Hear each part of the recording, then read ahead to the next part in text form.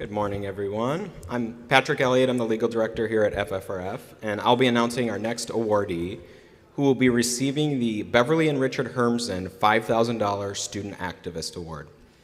Eli Frost is a passionate graduate of Chaska High School in Minnesota. His state church activism started when he was just a sophomore in 2023, which is when FFRF and I became acquainted with his activism. He was seeking to move his school's graduation from a discriminatory megachurch that had been hosting it for more than 20 years. That is until Eli started a petition to move the graduation. Nobody seemed to have questioned it in the prior years. As a Minnesotan myself, I can attest and confirm that Eli has been on the local news as a sophomore, speaking out against his school and putting pressure on the board to move this long-term agreement. And I can attest that his activism is especially award-worthy. He not only organized other students, created a petition and organized community members, he spoke to multiple news outlets as a young high school student to reach a broader audience. At FFRF, we requested a copy of the contract that the school district had with the church. And within that agreement, the church had the right to cancel any program if the church found that it violated its religious standards. And the law firm that the school district hired to review the issue ultimately agreed with Eli and FFRF that it posed legal problems to continue using the church venue. Through his petition, attending school board meetings, and engaging with local media and advocacy organizations like FFRF, Eli successfully pushed the district to change the graduation venue to a more inclusive, secular location. And while in high school, Eli was in the National Honor Society, Key Club, speech team, and Nordic ski team, which thankfully we don't have any snow yet in Minnesota this year. Eli is now attending Minnesota State University, where he's planning on majoring in political science and potentially to attend law school. His ultimate aim is to use his political influence to bring positive change, particularly standing up to Christian nationalist politicians and promoting respect and kindness for all people, not for religious rewards, because it is simply the right thing to do. Eli, please accept this plaque and the Beverly and Richard Hermsen Student Activist Award, along with $5,000.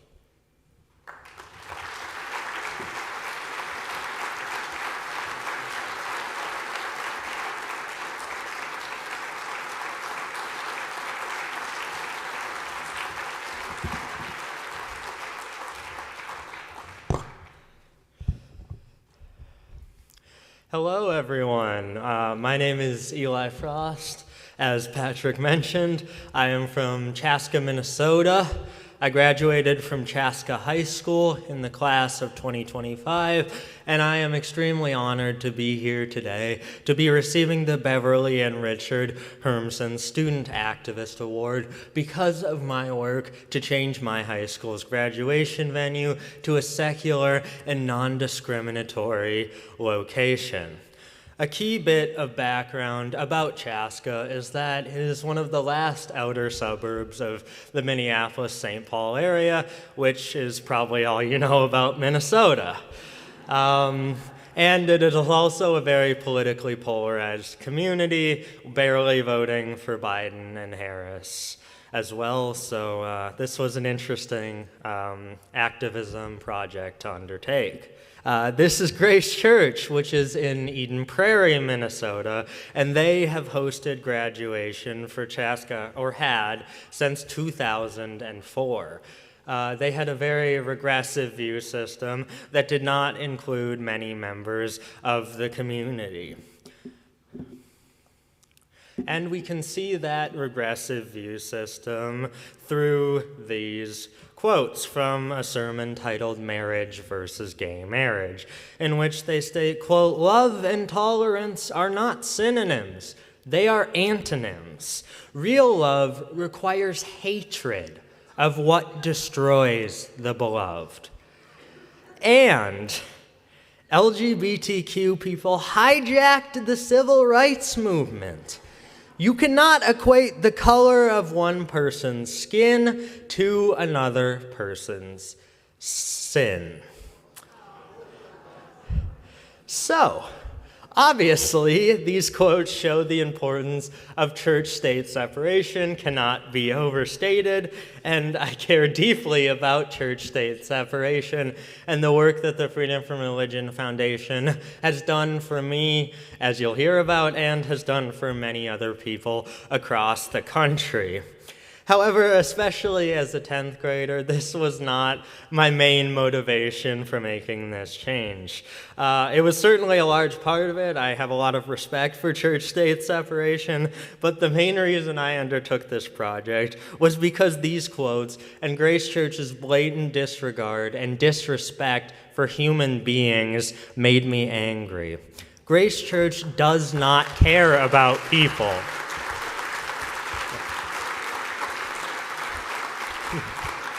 Grace Church does not care about people, and seemingly as a reward for their bigotry, our district was paying them over $30,000 a year to host graduation. I was taught by my parents to treat others how you want to be treated, with respect, which I thought was a Christian value, but here we are. And Grace Church can't even muster common human decency. I fought for this change because I will never let anyone be discriminated against in my community if I can help it. So much in life, as we've heard throughout the convention, is out of our control or seemingly far out of our control. But this time I had the chance to try and make a positive change, so I tried my best. And for first steps, I started a petition to move the graduation away from Grace Church to a secular location that didn't consistently have such horrible views.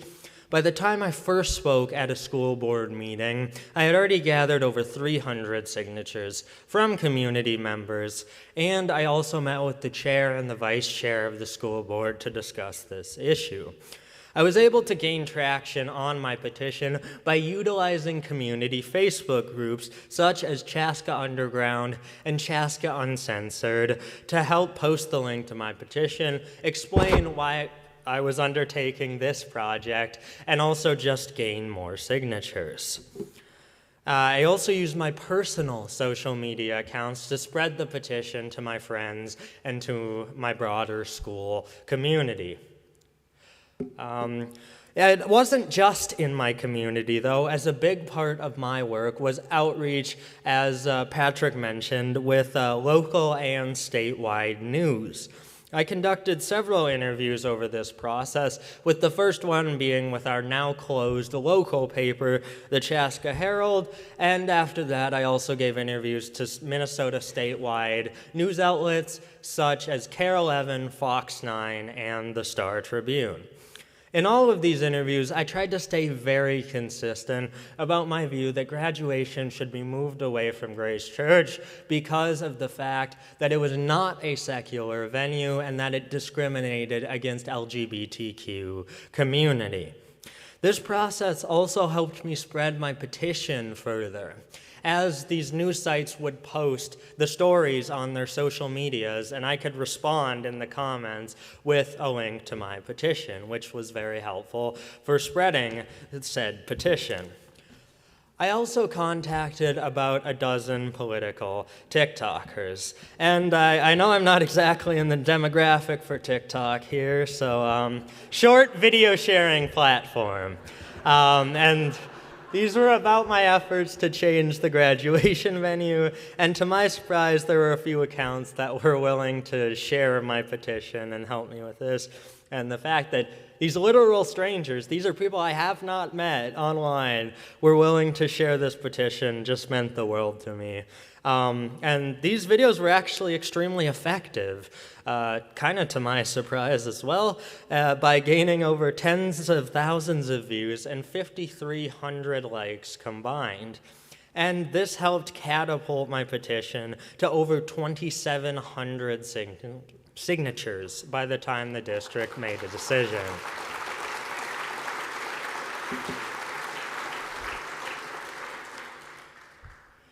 Now, this is the part you're all here for, where the Freedom from Religion Foundation came in. In my pursuit of this change, I emailed any advocacy groups or organizations I could think of, from the ACLU to the Human Rights Campaign to Gender Justice to the Minnesota School Boards Association. They did not respond, shockingly. I even set up a meeting with the Minnesota State Human Rights Division in state government, and some of these organizations gave minimal help or, like the ACLU, were understaffed. But the group that was far and away the most responsive was the Freedom from Religion Foundation. I reached out to them via email and found that they were already trying to contact me about this issue, so shout out for being proactive.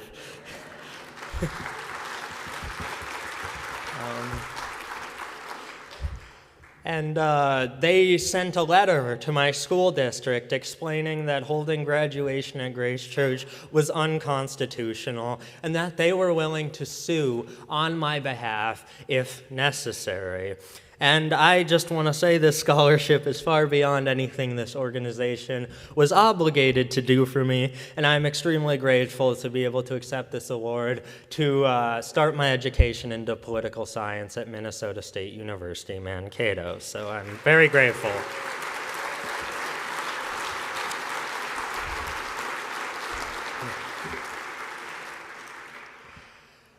I started this endeavor in May of 2023, and the school district announced their decision for the 2024 venue in September of 2023.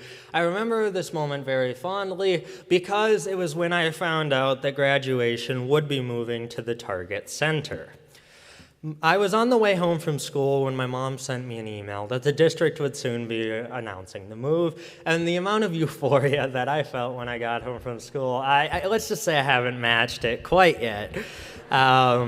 This was not an outcome that I expected, and I was so grateful and happy that night. Ice cream tasted pretty freaking good that night. The official announcement was proof that I would not have been able to make this change without the Freedom from Religion Foundation, because at an official meeting announcing the change, the district's legal counsel read off a letter that cited in part, because of the letter that the Freedom from Religion Foundation sent, that the district was at extreme risk of a lawsuit if they continued to use the church as a graduation venue.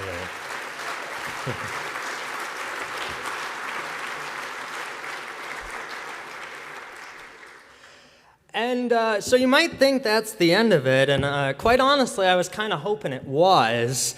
But unfortunately, that's not how life works.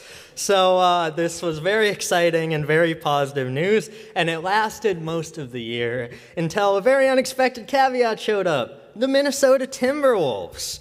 For those of you that don't know, the Timberwolves, or the Wolves as we call them in Minnesota, are Minnesota's professional basketball team, and they play at the Target Center, which was the new location of graduation. In the spring of 2024, the Wolves made an extremely exciting run to the Western Conference Finals. However, unfortunately, this resulted in graduation at Target Center being canceled due to NBA policy and potential scheduling conflicts if the Wolves made the finals. As a result of this decision, the school district made the decision to move graduation back to Grace Church in 2024. I was told this during the school day by my principal, and as you can imagine, this was fairly devastating for me, especially given the horrible and dismissive community opposition this change faced, which I will not talk about because I could spend 30 minutes on that. But the one thing I had was the win and the fact that these awful people wouldn't get to host graduation, and that was ripped away from me. People in my community actively celebrated the change back to Grace Church while I cried for the first time in years. This was a massive betrayal and resulted in extremely angry emails to the school board and the superintendent. I contacted the Freedom from Religion Foundation, but as I was a junior, I had no standing to sue, so other than venting frustration, graduation occurred at Grace in 2024. So, over the summer. And for about a month into fall semester of senior year, I waited with, a little bit of nervous energy to see what the district would decide to do for the graduation of 2025, which was my class. They ended up choosing Mariucci Arena, where the University of Minnesota men's ice hockey team plays. It is Minnesota. We have ice hockey everywhere there. So this was a huge relief and a win for my goal, but I was still extremely worried after last year that something would happen or that the district would move it for no good reason at all. In the end, my worries were in vain, and Chaska High School had its first graduation ceremony in 22 years that was not at Grace Church for my graduating class in 2025.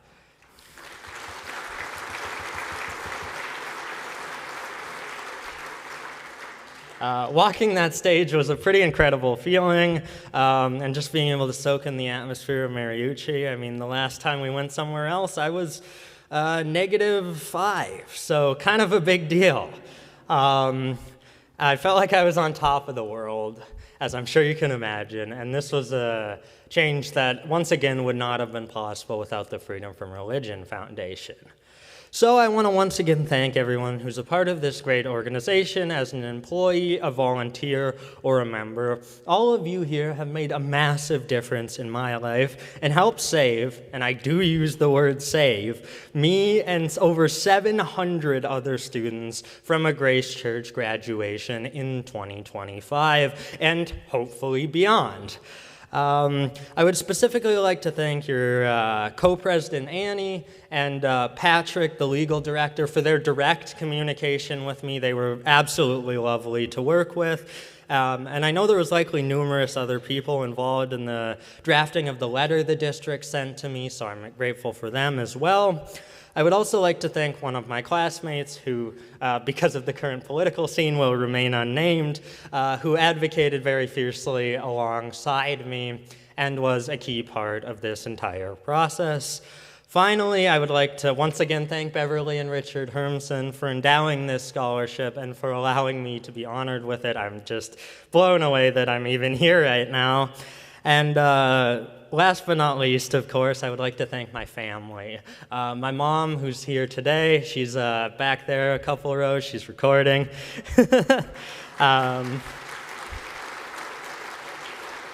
As well as my dad and my sister. They stood by me, especially when the going got tough, and I love them so much. So thank you, everyone. I appreciate you.